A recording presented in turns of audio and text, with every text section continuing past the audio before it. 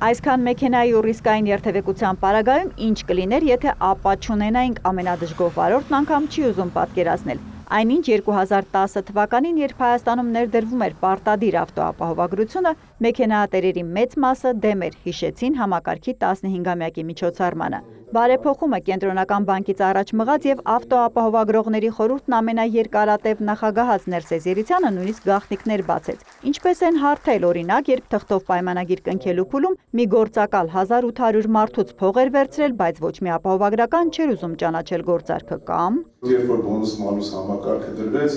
սկսեցին այսպես ամբողջ ֆրիլայդերներ են կոչվում։ Մի ապահովագրական ընկերությունը մյուսի կլիենտին գիտեր, որ մանուսա չէր վերցնում։ Այստեղ պաժարնիկի կարգավիճակով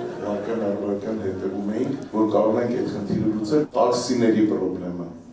որից մեկը չէր ուզում տաքսիների հետ ապահովագրություն կնքել։ Տաքսի, սեփական թե հիմնարկության մեքենա երկրում այժմ գործող ապա պայմանագիր ունի 677,264 տրանսպորտային միջոց։ Պատահարից հետո հատուցման դիմումների ընդհանուր քանակն այս ընթացքում աճել է 223%-ով։ Մեկ վնասի դեպքում տրվող միջին գումարի չափը 20%-ով վիճակագրություն ներկայացրեց ավտոապահովագրողների բյուրոյի ղեկավարը։ Խոստացավ, պատահարից հետո պահանջվող գործընթացներն առաջիկայում կհեշտանան։ Նախատեսում ենք, որ պատահարների գրանցման տևողությունը կկրճատվի, շատ դեպքերում փորձակնությունների անհրաժեշտությունը կվերանա, ժամկետները գործընթացների կկրճատվեն եւ հնարավորություն կլինի նորարարական եւ ավտոմատ լուծումներ ապահովել։ Փոփոխություն վարորդները կզգան համակարգում ավտոմատացման ստանդարտացման սկզբունքի ներդրման հետ։ Բջջային ասվահավելվածի եւ շուկայի ազատականացումն ավարտելուց հետո տարեսկզբին անելիքների նոր ծրագիր է հաստատվել, տեղեկացրեց Կենտրոնական բանկի փոխնախագահը։ Ռազմավարությունը, որը մենք ընդունեցինք, ինքը շատ կարևոր քայլ է, քանի որ հիմնականում հենց ապագային միտված տեխնոլոգիական լուծումների վրա հիմնված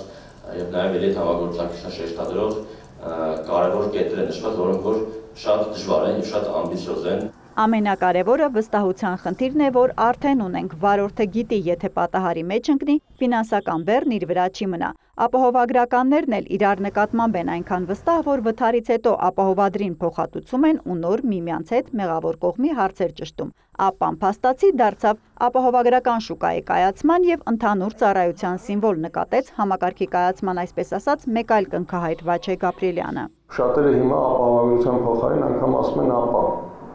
Այդ ապան կնքեցի անգամ եթե ոսպի բանի հետ կապ չունի, որևէ կերպ ավտոապահովագրության հետ կամ երրորդ կողմի հատուցման հետ կապ չունի, կասկոյի ապայի առողջ ապահովությունը էական չի։ Համակարգի ստեղծման կայացման գործին աջակցելու համար ավտոապահովագրողների բյուրոն հոբելյանական միջոցառմանը շնորհակալագրեր հանձնեց։ Վարորդներին աչքալուսանք տվեցին։ Նաև իրենց կարծիքը ճշտող ինտերակտիվ նոր կայք են ներդնում։ Թեստավորման փուլում է պատահարի վայրից մեկ զանգով վթարի մասին բոլոր օղակներին տեղեկացնող միասնական կենտրոնը։ Հերմինե Բաղդասարյան, Հովհաննես Քյոսեյան լուրեր։